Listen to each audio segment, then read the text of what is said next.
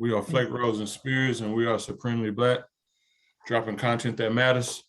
All three of us are coming off of a vacation, so let's talk about how the vacation went, fellas. How y'all away time and time spending time with loved ones, family, and friends, or whatnot, and how a little bit of turning up did you this weekend?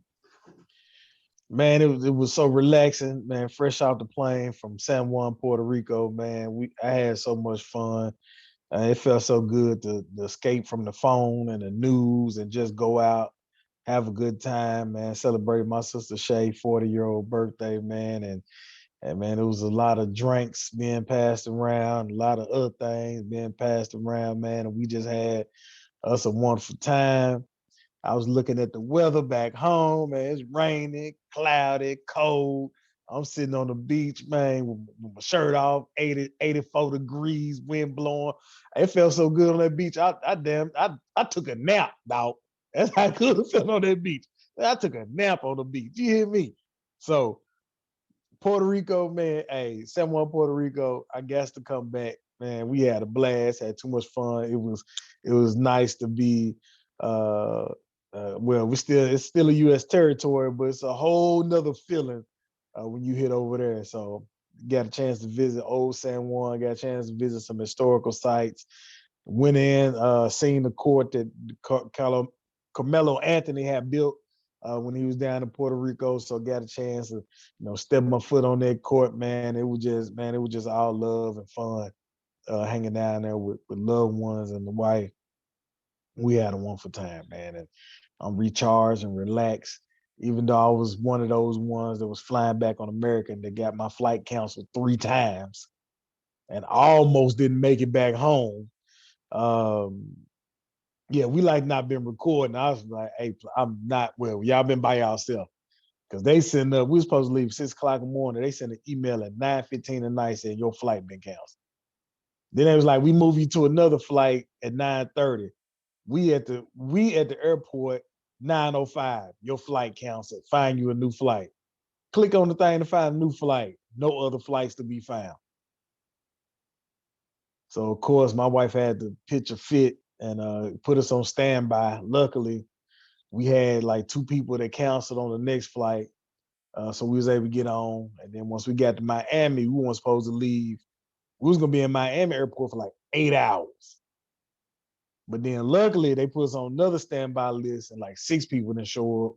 So we was able to sneak on that one at like 1:30 and get back home in time, man. Not because I was about to say that we're gonna be in Miami airport for 10 hours, dog. We just finna leave, catch an Uber. I'm finna go to finger licking. I'm finna go to South Beach. I'm finna do all that while I'm here. I'm not finna just be sitting in this airport for no 8 hours. But bruh, I tell you what, man, it was a journey to get back home. But man, I had a wonderful time. And when I hit Nashville and it was 55 and wind blowing, I had to come home, turn the heat on. I was pissed. I wish I got stuck for another day. D Rose, how your weekend go? How your vacation go, bro? Man, it was I'm gonna call it a good little getaway, man. I haven't seen a bunch of people that I actually got to catch at DTSU, Tennessee State University's homecoming. It was very dope. Me and Spirits hit that road, bro. I mean, you could be super cool with somebody, but riding in the car with somebody for about 20 hours, man, 21 hours. Like, you run out of stuff to talk about. You turn the music up for a minute, you turn it down. So it was actually dope bonding time because, like, we got to talk about stuff that we typically probably wouldn't because we just navigating, just being men and just not talking about certain shit. So it was definitely dope. But Nashville was cool, man. Like, I haven't been in a while. I love what they're doing on Buchanan and the Black establishments that they do have up and pushing. I would love to see more of that to continue to happen. So the people that are building and improving Nashville for creating a Black experience, shout out to them.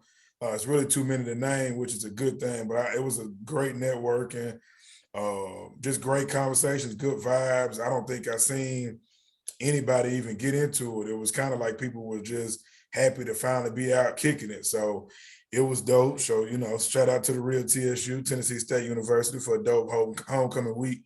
But that weather though, man, that's why I'm sounding the way I'm sounding. Like, speaking of, you come back, turn that heat on. I couldn't find your thermostat for nothing, dog.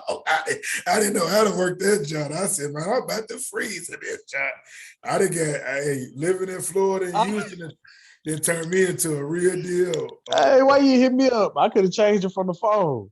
Man, because to be for real, by the time I was making it in, it didn't even matter. I was going to sleep and getting right back up. So it didn't even matter, dog. But yeah, Nashville, it got cold to me. So I guess I didn't turn into a tropical boy now. But how was yours, Spirit?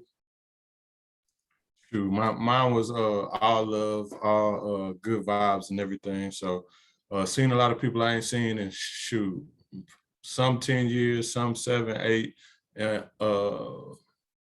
and some maybe 5 or whatnot. It just depends on who the person was and is. Connected with some people. Forgot how much I love the city of Nashville, but it has changed tremendously. While it still looks the same in some aspects, Charlotte's Pike, totally different. You know, a lot of places, even Antioch, totally different. You know, I was shocked to find out the mall ain't there no more. Like when they told me that, I was like, what?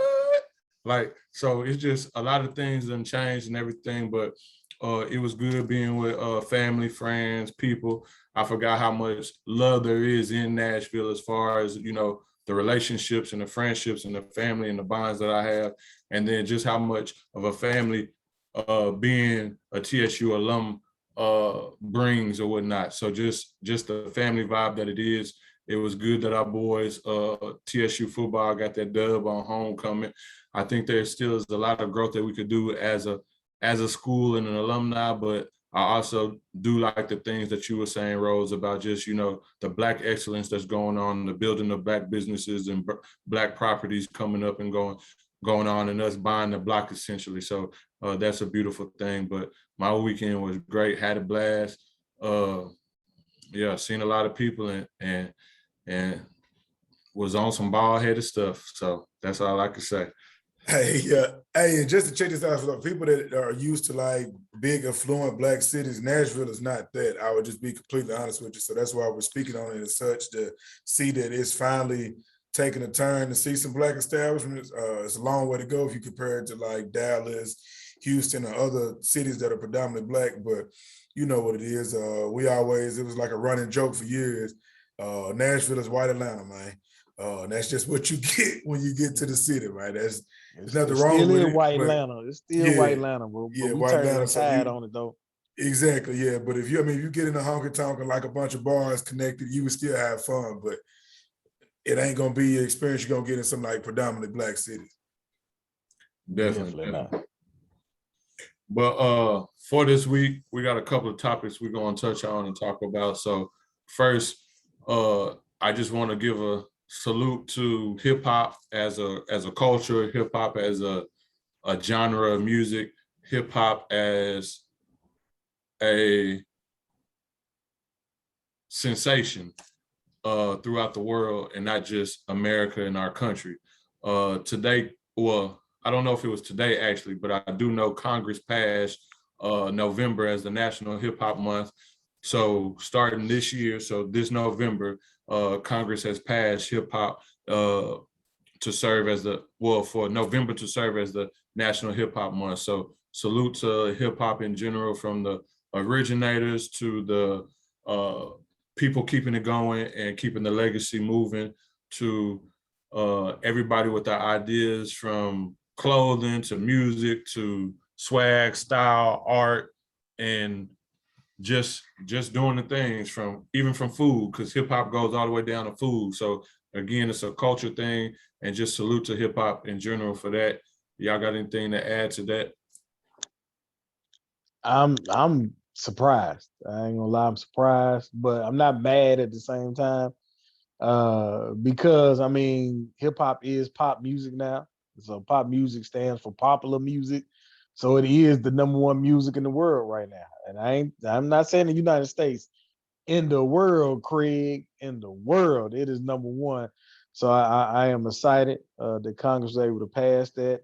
However, we need a lot more from Congress, so don't let this be the look. I'm not gonna take away this because I do love that it is number one. However, we still got a lot of things that we need from Congress that need to be passed, man, instead of something like National Hip Hop Month, to be honest with you. But we'll take this one little step. We need to work on these other steps. We still ain't forgot about all the other stuff y'all promised us as well that we need. So we did it, Joe, and we need everything else to go along with it. We ain't even gonna play with you. Yeah, I was about to say, I think that's dope. So first and foremost, shout out to hip hop and the culture to get that recognition and get a month set aside. And I wonder, was Joe Biden behind that after he pushed for the reparations?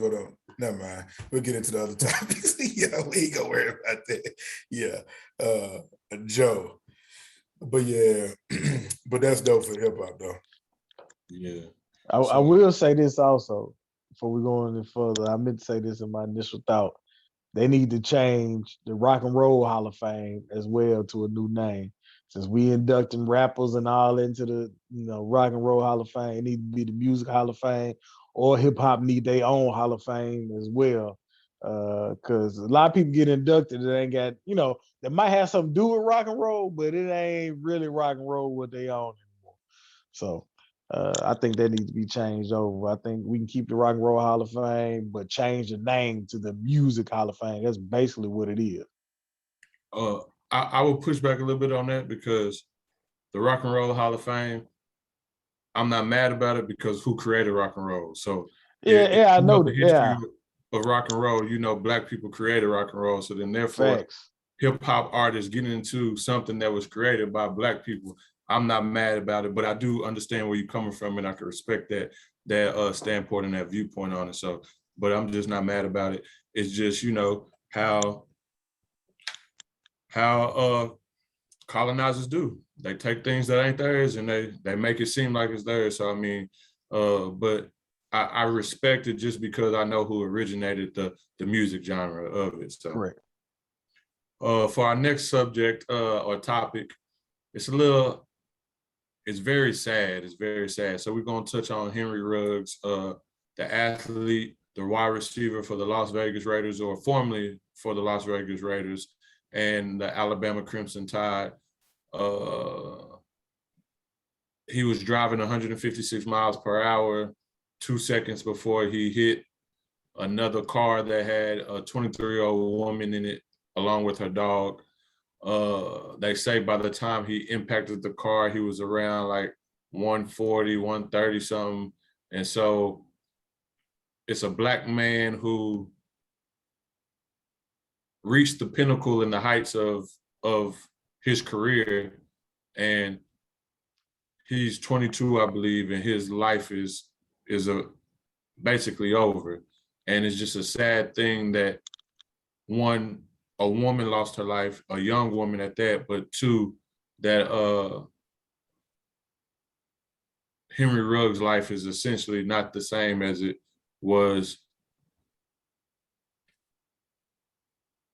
elevating to be. And just to know that one of our Black men that had resources, had access, had a little bit of equity, still wanted to go out there and not use his resources. This is a very educational moment for all of the young men and women out there, no matter your race, religion, or creed, to know that if you're impaired in any aspect, don't get behind the wheel. You got Uber, you got Lyft. Your life ain't worth it. Somebody else's life ain't worth it. Losing your freedom ain't worth it.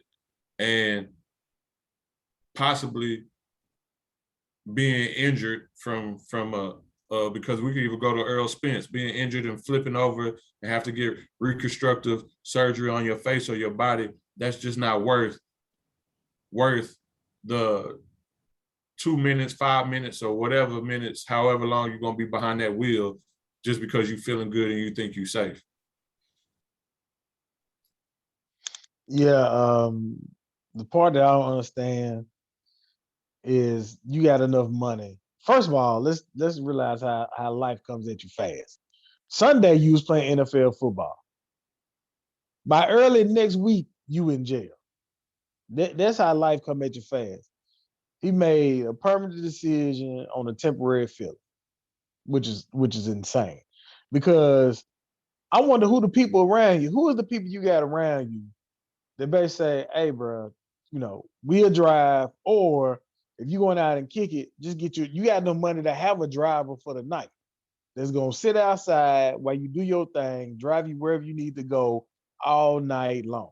Like you said, Spirit, even go down to Lyft, Uber, you got all those type of things you can use. And when you somebody like Henry Ruggs, NFL player, you can even call somebody in the NFL, in that NFL league office. They probably gonna send somebody to even come get you, and this never even make the news or anything like that. No, they do have a car service because after the Braylon Edwards incident, because this ain't the first time thing, after the Braylon Edwards incident, they implemented where if you're impaired or whatever and you've been out drinking, there's a car service specifically for NFL athletes. And so, oh wow.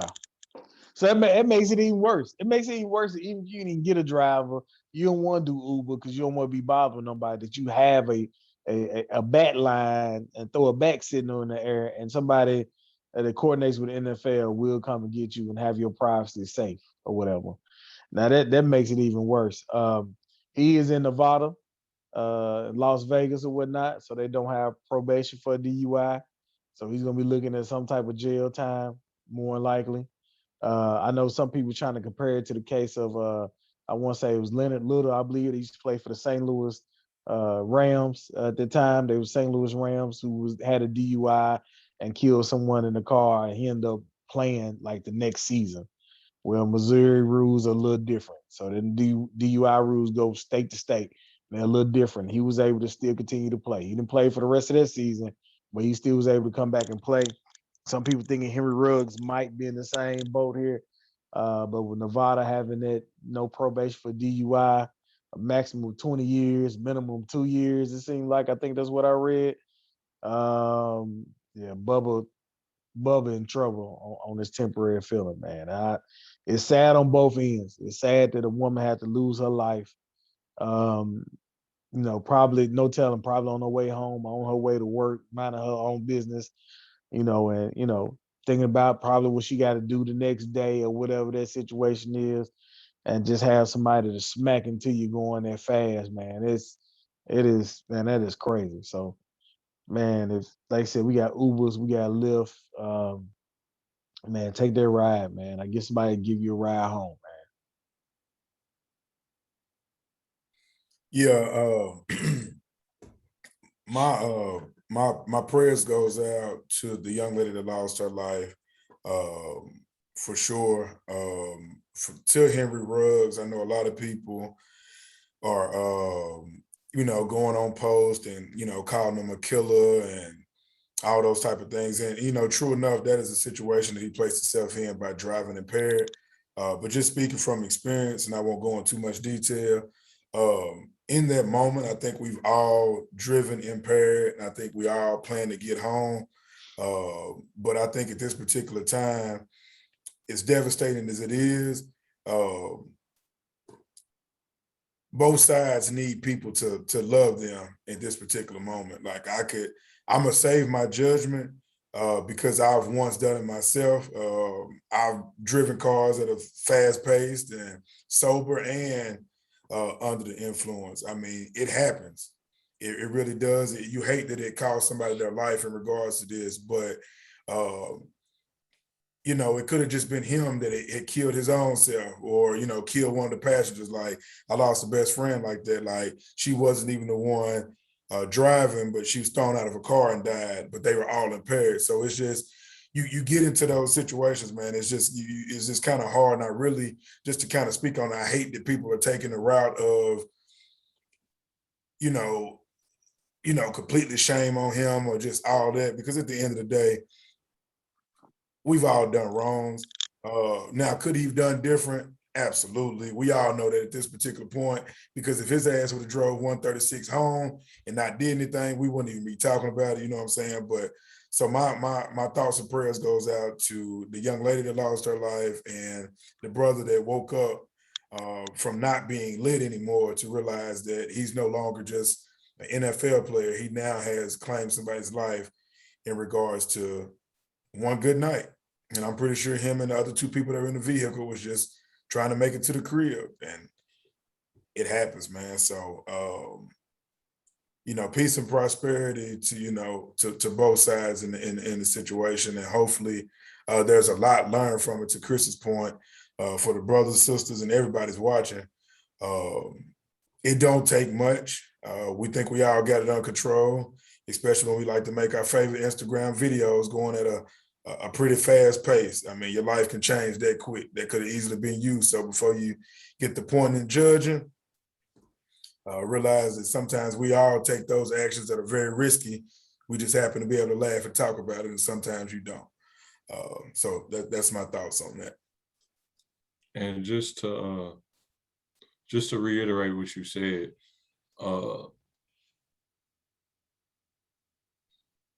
he doesn't deserve ridicule. He deserves correction. So I know somebody lost their life in this process, so I'm not saying jail time is not a punishment that isn't deemed or required. But I do want to say that for the people who are ignorant enough to call him killer and all this other stuff, count your blessings, because like you said, Rose, that was us at some point in time. And when I say us, I can probably 70% say this for a fact, everybody in the world, whether it was sober or impaired, everybody in the world then sped, and the wrong moves, something could have happened. And you could have been the one behind bars, killing somebody or losing your life.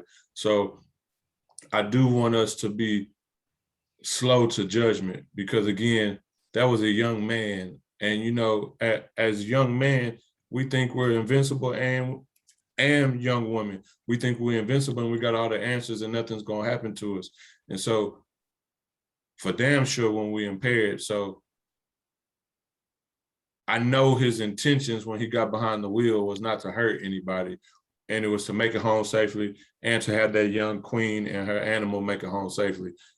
However, God had a different plan for him. I just hope that he keeps his mental strong while he's going through this. I hope he does have a support system that loves on him and that encourages him and keeps him lifted up, because this is sad on all parts for every individual involved in this story, and that's families included. Yeah, I'll leave it at this, because I'd asked somebody that was talking about it, and they were just, real hard down on it. And of course, most of the people that are very, very opinionated are older. And I just wanted to ask them, like, do you remember your 22-year-old self the first time you was drinking?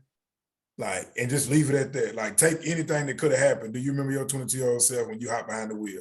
Or 20? Let's make it not even leave it, because we've all done that as well.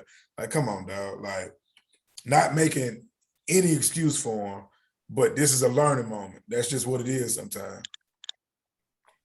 Yeah, if you're an older person out there, man, don't forget that you was 20, 21, 22, 19, 18 at one point in time, and the mistakes you've done. Let's not talk down. This is a teachable moment to other people that's in your family, and you can use this as an example so they won't make that same mistake.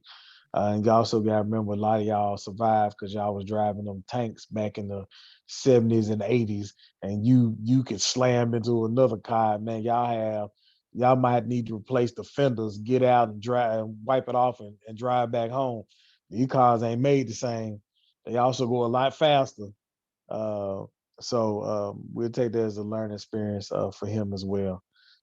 So prayers to both sides of the family, man. It's just a sad situation for this to happen, because it's going to change her life. I mean, it has changed her life, her family's life that is still here. It's going to change his life as well. So hopefully he can be an advocate for this after whenever he get out for, they do those classes in the NFL for the rookies that come in. Hopefully he can be one of those people we can team up with them and have his own little class and speak about his experience. So there would also be change for those rookies that come in later on in life. Yes, sir. Yes, sir.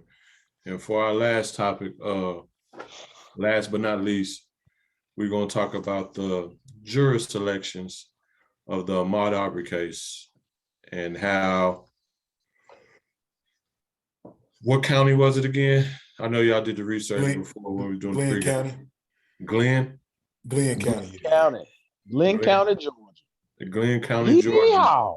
selected 1 Black juror and 11 Caucasian, Anglo-Saxon, white jurors for the case of Ahmaud Arbery. And to me, that's abysmal. That's ridiculous. But I'm gonna let y'all go because I'm gonna let y'all go. No, you go ahead. I mean, can we just go? I'll just freely speak about it. I mean, just call it what it is. It's bullshit. No, that is. But yeah, even for Ahmaud Arbery's defense attorneys, because they take part in the selection of the jurors, and if they okay 11 white motherfuckers to 1 Black motherfucker, you're not. To me, it don't feel like you're trying to win this case. It don't feel like you're really intentional about getting justice served for Ahmaud Arbery. Because in every jury selection, both the prosecutor, the criminal attorney, the defense attorney, the whoever has to go up, interview, vote, say yay, nay on this, and it has to come to a common grounds on who are selected as the jurors. And that's my biggest thing. Fuck the county, fuck the judge, fuck all of that. It's how did we get to this massive disproportion of jurors of our peers? Yeah. So how they're masking it, because I was looking at it and seeing exactly how the selection came down, is that a lot of the people that share the same skin color as Ahmaud were pretty much, I guess, either turned down or kind of struck just based off of their strong opinions on the case.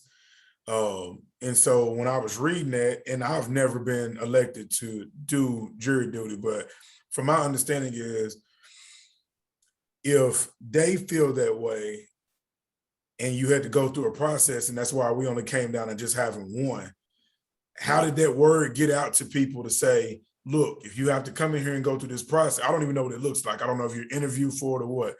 But if that's the case, what made the 11 white people that were selected more fit for it? And if you said that you turned away the Black people based off of their biasness? Because what I would think is this: pretty much the majority of the population down there is majority white people.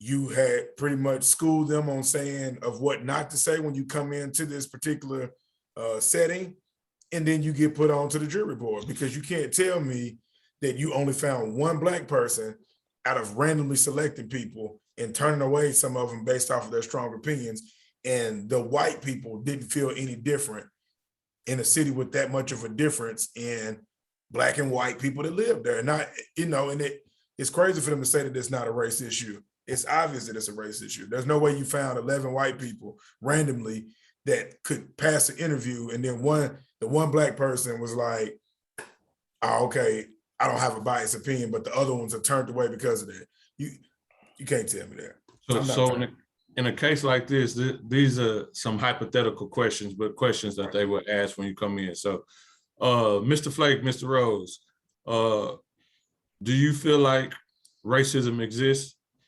You answer that question, yay or nay. Mr. Flake, Mr. Rose, do you feel like white people intentionally attack Black people? Yay or nay. Mr. Flake, Mr. Rose, do you feel like that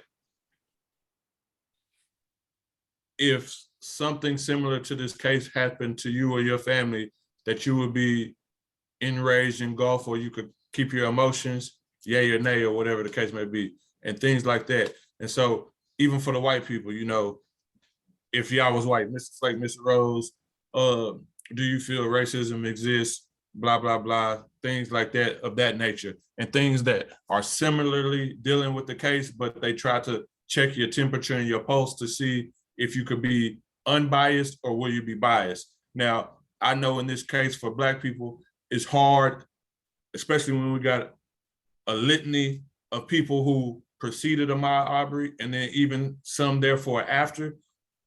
It's hard to be unbiased and not be emotional, not be enraged or whatever.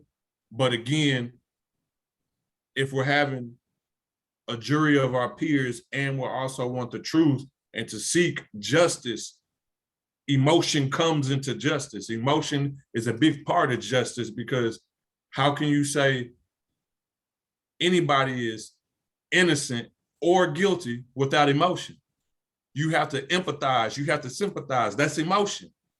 So, like you said, it's just bullshit. Flake, go ahead. I'm sorry for interrupting, but Flake, go ahead. Oh, no, you good to go. I would like to point out that this county is about 85,000 people. They are 70% white and roughly about 27% Black compared to the census. So we got 3% of something else in there. They did state that it was 1,000 people summoned to do jury duty for this, and they said more than half did not show up for this jury duty. I'm not for sure how Georgia does it. I do know in the state of Tennessee they ask all those questions. You are correct, Spears.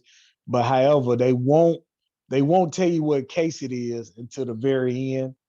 And to be honest with you, the way jury selection is done is going to have to change, because they can ask you, have you heard about this case already? Did you see the video on social media? You can say yes, and that's enough to reject you from being on jury. The thing is, I'm saying they're going to have to change is because everybody's going to see something that big happen on social media. You're going to hear about it. You're going to see it. You're going to read about it. There's no way to avoid it. It's not just popping up in the newspaper and you say, hey, I'm not subscribing to the news.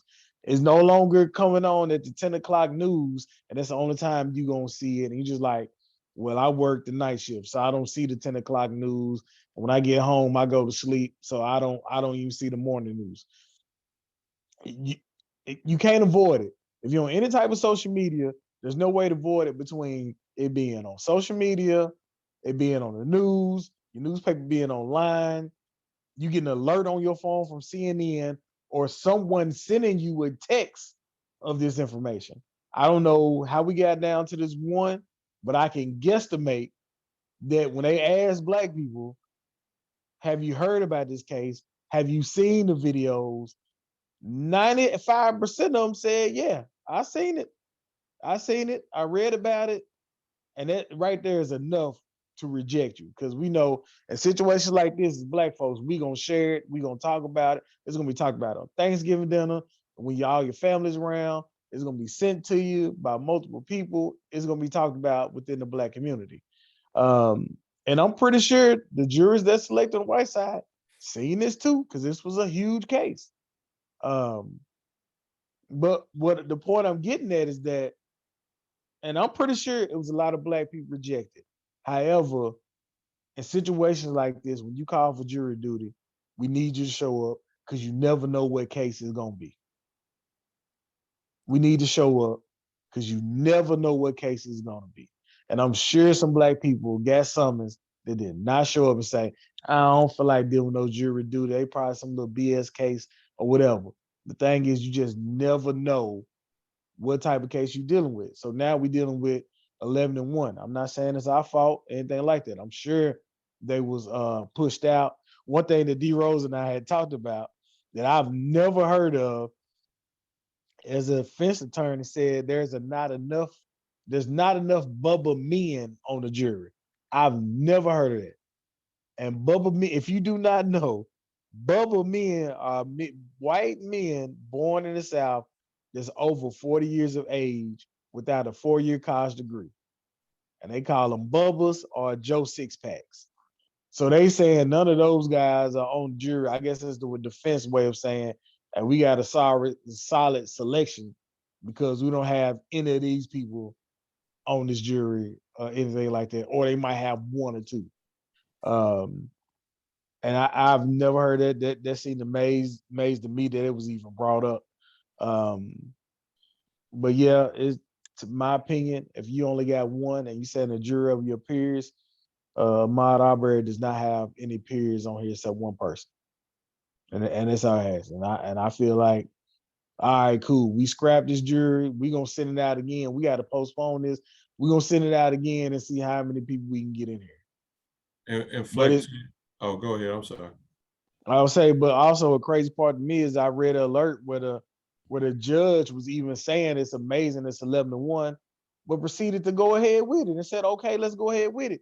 Now, if you see the discrepancy here, why proceeding on with this case?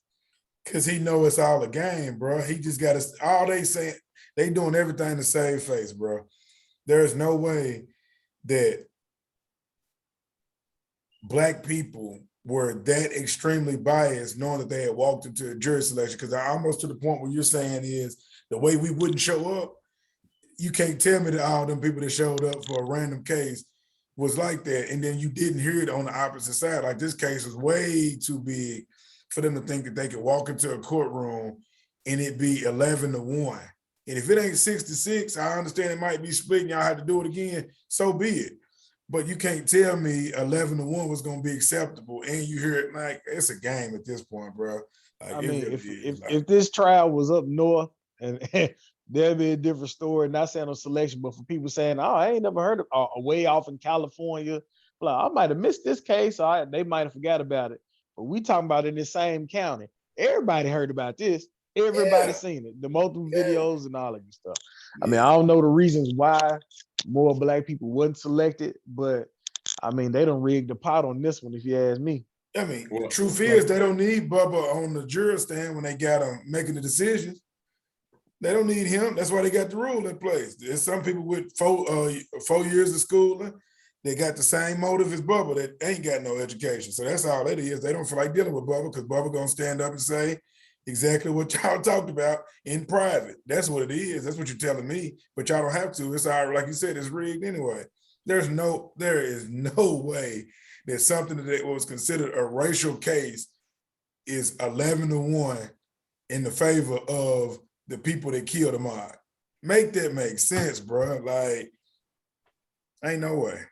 Well, Fleck, I am gonna say and hold us accountable that it partially is our fault because we 100% clear.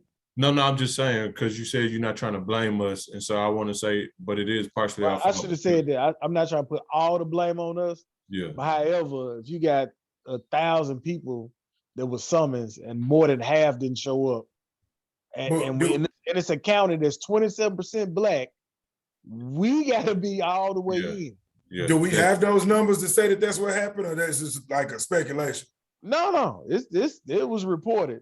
It was reported that they had some summons over 1,000 people or 1,000 people, and more than half to show up. From the roughly 1,000 people who were summoned as part of the jury selection pool, fewer than half turned up. So who was the people though? They ain't say the race? No, they didn't say that. They didn't say. But still, even if it was 100, I can't put that on us. It is because even if it was 100 of us out of the 1,000 and we didn't show up, that falls on us.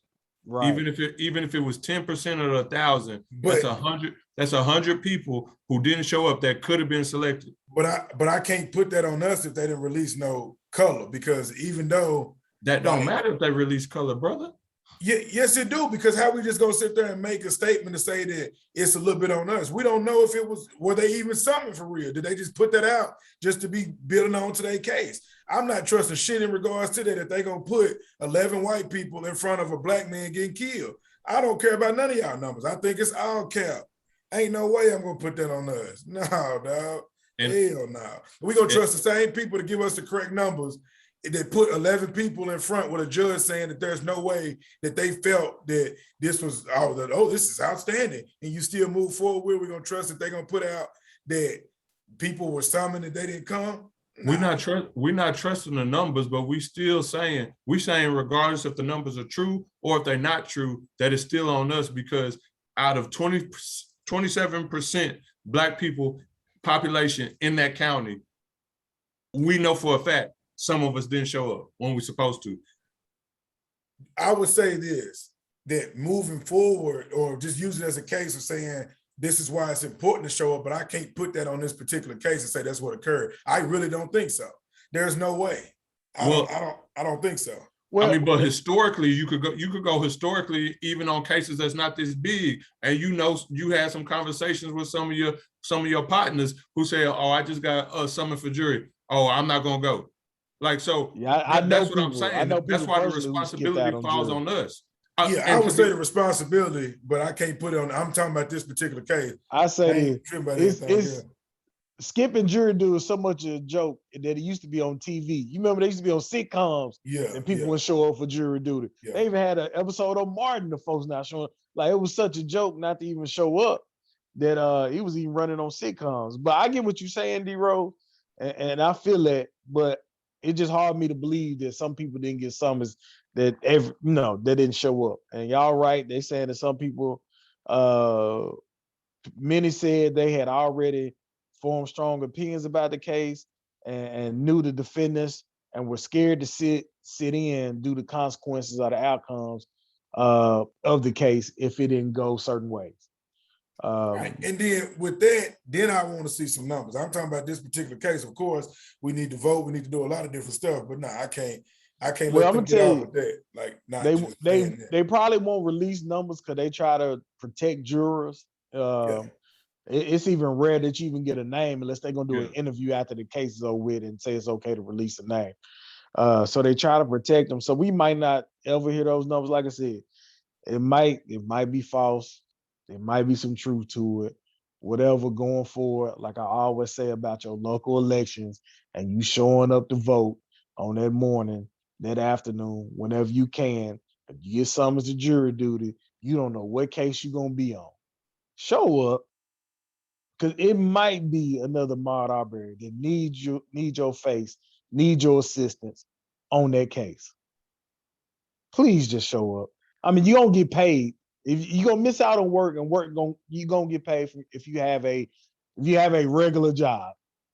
If you're an entrepreneur, that might be a different situation. You might be missing out on, thousands of dollars. But if you have a regular 9-to-5 job, your job has to pay you for going to jury duty.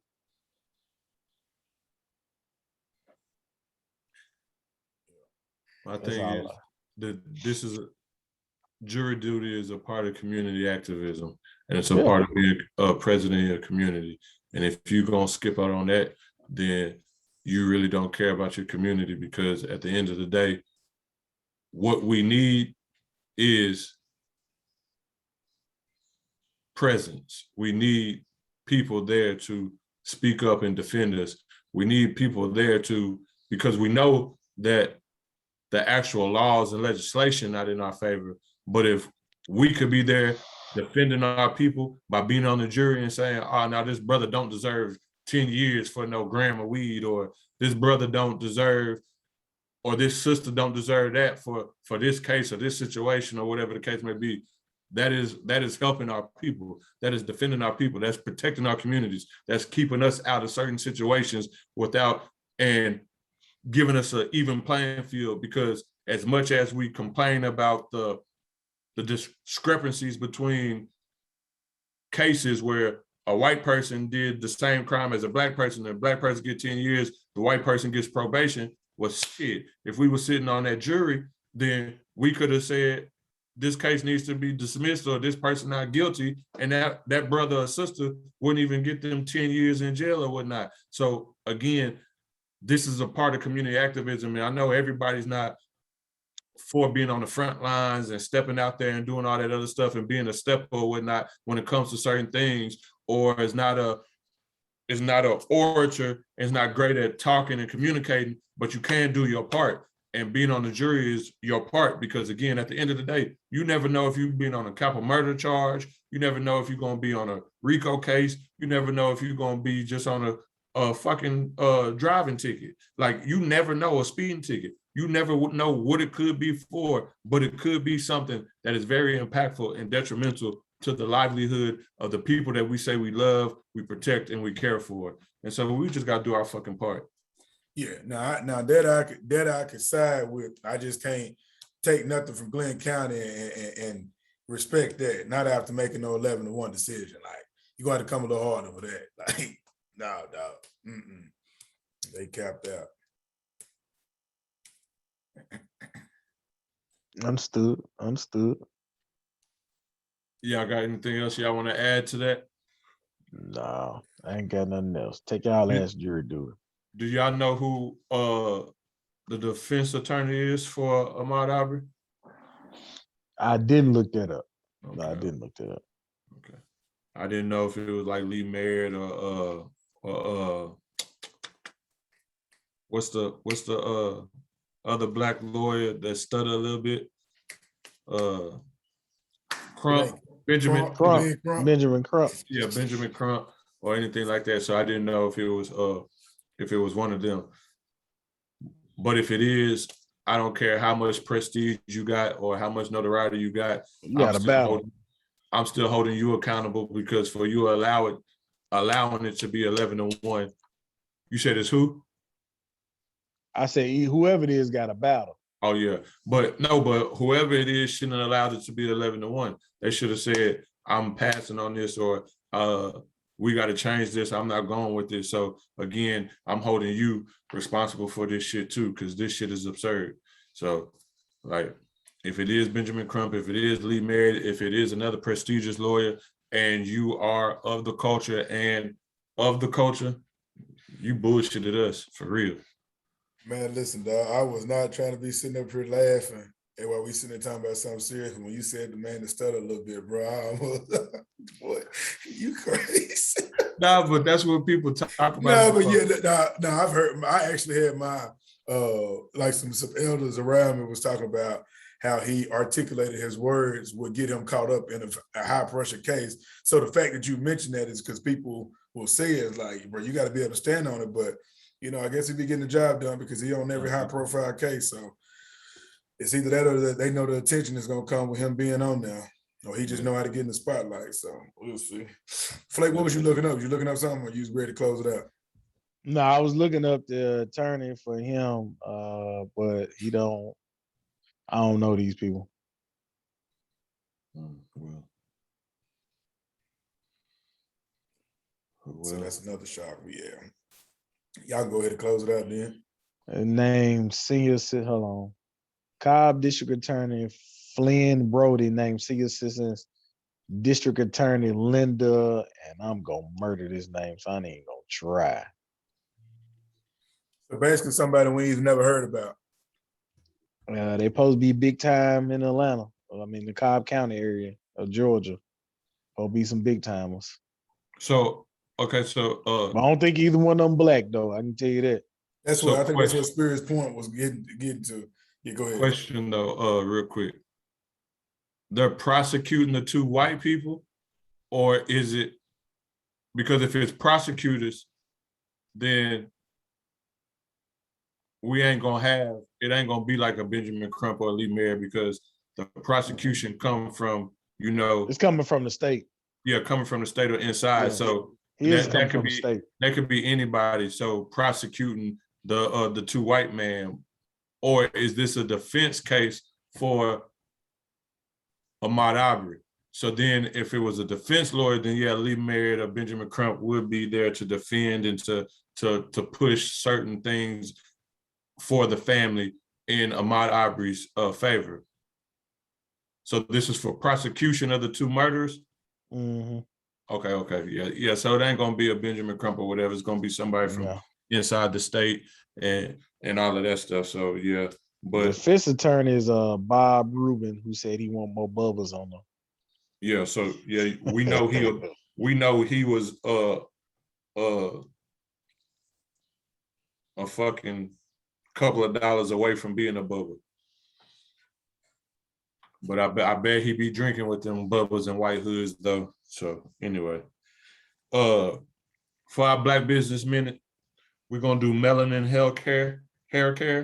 You can find them online at Melanin Hair Care, MELANINHAIRCARE.com. Give me 1 second.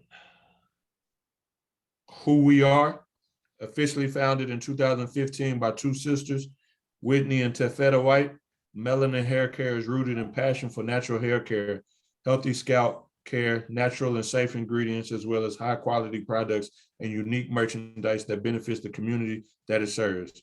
Melanin Hair Care focuses on high quality natural ingredients with the addition of meticulously chosen safe synthetic ingredients in order to ensure our products are safe, are shelf stable, and to elevate their performance. As products performance and dependability are just as important as product safety, all of our ingredients, both all natural and safe synthetic, have been evaluated against the Environmental Working Group, EWG, to ensure that they are in fact non-toxic and can be viewed here with the full descriptions of what they are and why they're added to the product.